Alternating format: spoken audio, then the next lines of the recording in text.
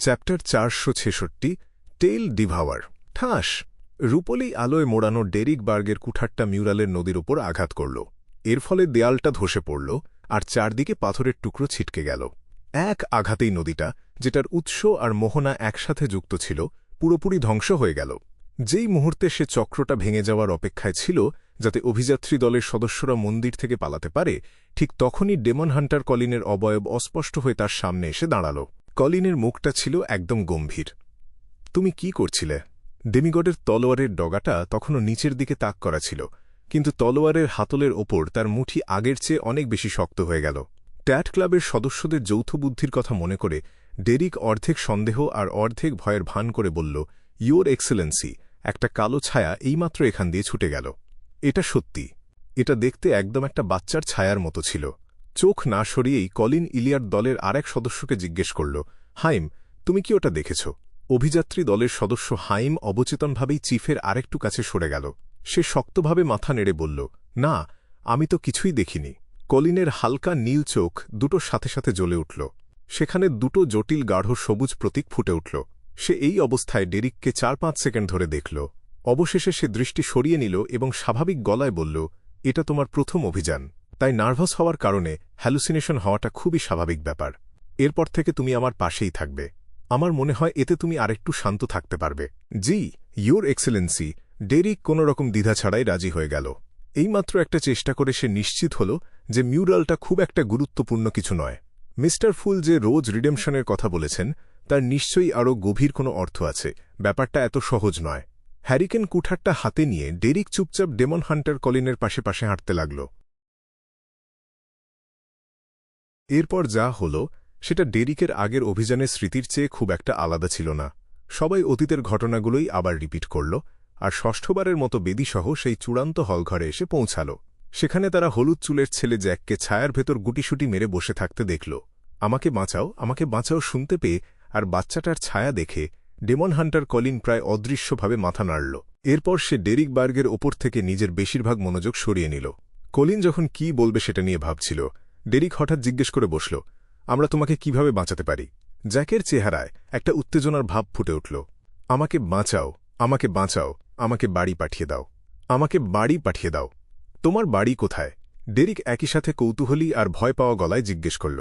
এটা দেখে কলিন নিজের মুখ বন্ধ রাখল আর তলোয়ারের মুঠি আরও শক্ত করে ধরল।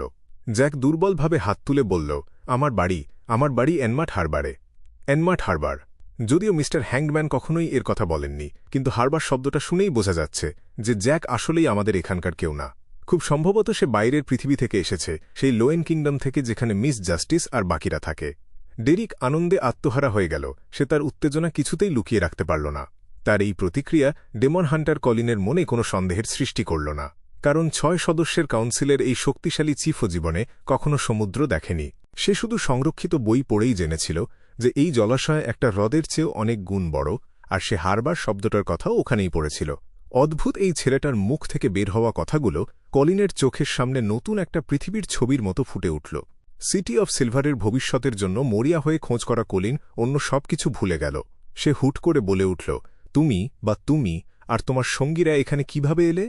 জ্যাকের চেহারায় পুরনো স্মৃতি মনে করার একটা ভাব ফুটে উঠল। আমার বাবা আর আমি প্রথমে নৌকায় করে এসেছিলাম, তারপর তার সঙ্গীদের সাথে দেখা করলাম আর আমাদের যাত্রা চালিয়ে গেলাম। একটা বড় ঝড়ের পর আমাদের বাকিরা ডাঙায় পা রাখল আর লর্ডের দৃষ্টির দিক অনুসরণ করে এই পর্যন্ত চলে এলাম। লর্ডের দৃষ্টির দিক অনুসরণ করে? ডেমন হান্টার কলিন আর বাকিরা সবাই একসাথে সেই মূর্তির দিকে তাকাল। তারা বোঝার চেষ্টা করল মূর্তিটা আসলে কোন দিকে তাকিয়ে আছে। খুব জলদিই কলিন কিছু সাধারণ তথ্য বের করে ফেলতে পারল। তার মানে তারা মূর্তির দৃষ্টির দিকেই এগিয়ে এসেছিল। তার মানে আমরা যদি এই প্রক্রিয়ার ঠিক উল্টো দিকে যাই, তাহলে আমরা সেই তীর আর তাদের অবতরণের জায়গাটা খুঁজে পাব। তার দৃষ্টির ঠিক উল্টো দিকটা হল সিটি অফ সিলভারের চারপাশের মানচিত্রটা, যেটা একটানা অভিযানের মাধ্যমে ধীরে ধীরে সম্পূর্ণ হচ্ছিল। সেটা কলিনের মনে ভেসে উঠল। এটা তাকে ছেলেটার যাত্রাপথের একটা প্রাথমিক খসড়া তৈরি করতে সাহায্য করল। যদি মাঝপথে আর কোনো মন্দির বা এরকম কোনো মূর্তি না থাকে, তাহলে এই পথ ধরে এগোলে তা জায়ান্ট কিং অরোমিরের দরবারের ধ্বংসাবশেষের ভেতর দিয়ে যাবে। কলিনের চোখের মনি হঠাৎ করেই ছোট হয়ে এল। এটাই সেই প্রাসাদ যেখানে একসময় প্রাচীন দেবতা জায়ান্ট কিং অরোমির থাকতেন। এটা সিটি অফ সিলভার থেকে খুব বেশি দূরে ছিল না। কিংডম অফ সিলভারের বংশধরেরা যাদের ওপর যুগের পর যুগ ধরে জায়ান্টরা শাসন করে এসেছে, তারা ঠিকভাবেই জানত ধ্বংসাবশেষটা কোথায়। কিন্তু তারা এখনও সেই এলাকার অভিযান শেষ করতে পারেনি, কারণ জায়গাটা মারাত্মক বিপজ্জনক ছিল। এমনকি সেটা ওই খাঁটি অন্ধকারের চেয়েও বেশি বিপজ্জনক ছিল। কলিনের হিসেব অনুযায়ী এই অচেনা ছেলেটা আর তার দল এখানে পৌঁছানোর আগে জায়ান্ট কিং অরোমিরের দরবারে ধ্বংসাবশেষ পার হয়ে এসেছিল। তারা এটা কিভাবে করল? হয়তো তারা একদম সোজা পথ ধরে আসেনি, হয়তো তারা জায়ান্ট কিং অরোমিরের দরবারের চারপাশ দিয়ে ঘুরে এসেছিল। যাই হোক না কেন, জায়ান্ট কিং অরোমিরের দরবারের পেছনে একটা পথ আছে যেটা সমুদ্রের দিকে যায়, আর সমুদ্রের অন্য প্রান্তে হয়তো কোনো মানব সাম্রাজ্য আছে। এটাই কি তাহলে সিটি অফ সিলভারের আশা? কলিন কিছুতেই এই চিন্তাটা মাথা থেকে সরাতে পারল না।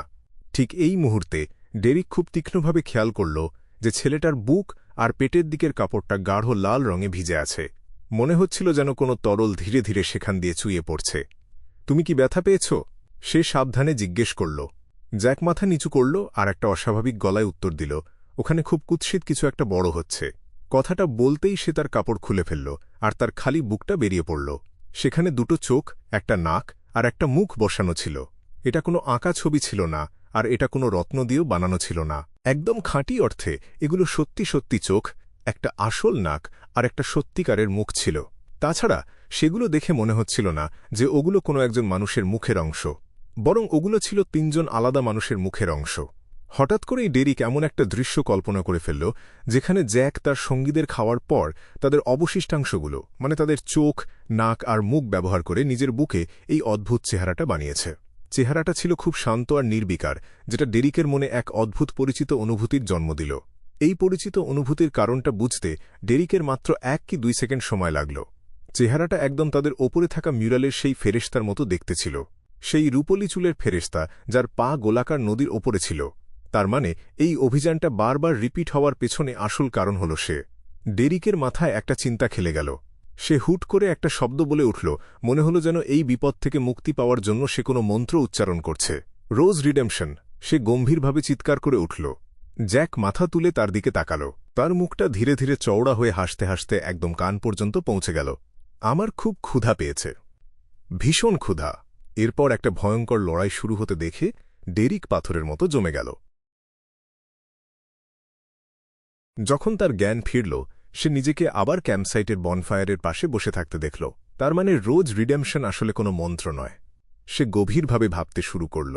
খুব জলদি সপ্তম অভিযান শুরু হয়ে গেল। ডেরিক, যে কিনা একবার চেষ্টা করে দেখেছিল, সে আর কোনো অদ্ভুত আচরণ করল না, বরং সে নিজে থেকেই রোজ রিডেমশন মিউরালটা তদন্ত করার চেষ্টা করল। বরাবরের মতোই অভিযাত্রী দলটা সেই বেদি আর মূর্তিসহ আন্ডারগ্রাউন্ড হলঘরে ঢুকল। তারা সেখানে সেই অদ্ভুত ছোট ছেলে জ্যাককে দেখতে পেল। একই রকম কথাবার্তার পর ডেরিক আবারও সেই মানুষের চেহারাটা দেখল, যেটা অন্য মানুষের মুখের অংশ দিয়ে জোড়াতালি দিয়ে বানানো হয়েছিল। এবার অভিজ্ঞ হওয়ায় সে এমন কোনো কাজ করল না যেটা ছেলেটাকে খেপিয়ে তুলতে পারে। সে গলা নামিয়ে ডেমন হান্টার কলিনকে বলল, ইয়োর এক্সেলেন্সি, তার বুকের চেহারাটা একদম আমাদের ওপরের মিউরালে সেই ফেরেশতার মতো। এটা সেই রূপলি চুলের ফেরেশতা যার পা এমন একটা নদীর ওপরে আছে যেটার মোহনা আর উৎস একসাথে যুক্ত। হ্যাঁ, ওই মিউরালটা যেটার এক কোণায় রোজ রিডেমশন লেখা আছে। কলিন প্রথমে একটু অবাক হল, তারপর সে ভ্রু কুঁচকাল। জ্যাকের দিকে মনোযোগ দেওয়া আর তাকে সান্ত্বনা দেওয়ার ফাঁকে সে আর চোখে ডেরিককে মাপতে লাগল। কয়েক সেকেন্ড চুপ থাকার পর সে নিচু গলায় বলল, তুমি এই বিষয়টা উল্লেখ করার কারণে আমার কিছু বিষয়ের কথা মনে পড়ে গেল। ডেরিকের প্রশ্নের অপেক্ষা না করেই সে বলতে লাগল, আমরা অনেক দিন ধরে এই মিউরালটা নিয়ে গবেষণা করছি। আমাদের ধারণা এটা একজন ফেরেশতার ছবি যে একদল সন্ন্যাসীকে তীর্থযাত্রায় নেতৃত্ব দিচ্ছে, আর হয়তো এই দলটার নামই হল রোজ রিডেমশন। এই নদীটা যেটা উৎস থেকে মোহনা পর্যন্ত বয়ে গেছে, সেটা একটা চক্রকে বোঝায়।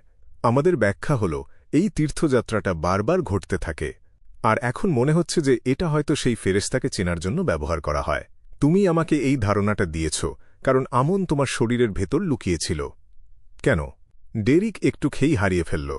ডেমন হান্টার কলিন জ্যাকের দিকে তাকিয়ে বলল, আমনের ফেলে যাওয়া পোকাটার গায়ে সময়ের প্রতীক ছিল, আর একটা গোলাকার নদী সাধারণত ভাগ্যের সাথে সম্পর্কিত থাকে। এই দুটো বিষয় এক জায়গায় করে আমার কয়েকটা বইয়ের কথা মনে পড়ে গেল, যদিও আমি সেগুলোর সত্যতা নিয়ে পুরোপুরি নিশ্চিত নই।